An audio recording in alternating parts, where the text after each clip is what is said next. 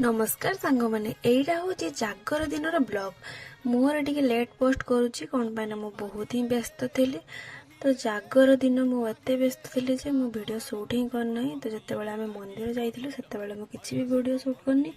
मंदिर सारी स्वामी मोर आसाला ये भोग जिते खाइलु से ही मुझे वीडियो शूट करी। तो ये आम साबु बतरे रखी राति तापर सब फल ये काटिक आम पकई नेलु आम प्रस्तुत हो गला साबु भोग।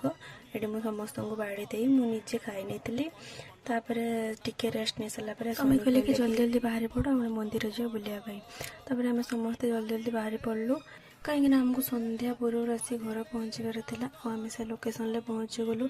लोकेशन टा हूँ खंतापड़ार चित्तापदा गाँ भितर चित्रेश्वर महादेव।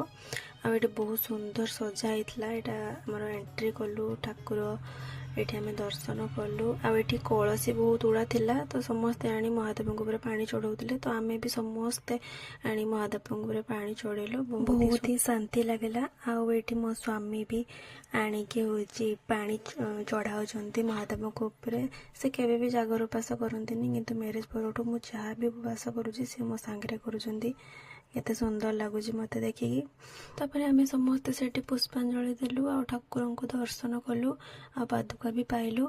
तापर आम समस्ते मंदिर चारिकड़े टिके बुलिलु आ देखिलु बहुत सुंदर सजा होता। बहुत दुकान भी बसला आ समस्ते लोक मैंने दीप जलाया मंदिर को भी आसिले। आठी देखु केते सुंदर देखा फ्रंट रे। आठ छोट गार्डन भाई भी अच्छी शिव मूर्ति अच्छी पूरा चढ़ी जाऊँगी कौच मुझे भितर को पलैबी। तापर ये आम बुले बुला जल्दी जल्दी पलि आसलु कहीं घर को भी आसबार संध्या देवार था। आठ मो पुआ बसिकी कौच मुझे टोटाली जीविनी मुझे ही बसबी।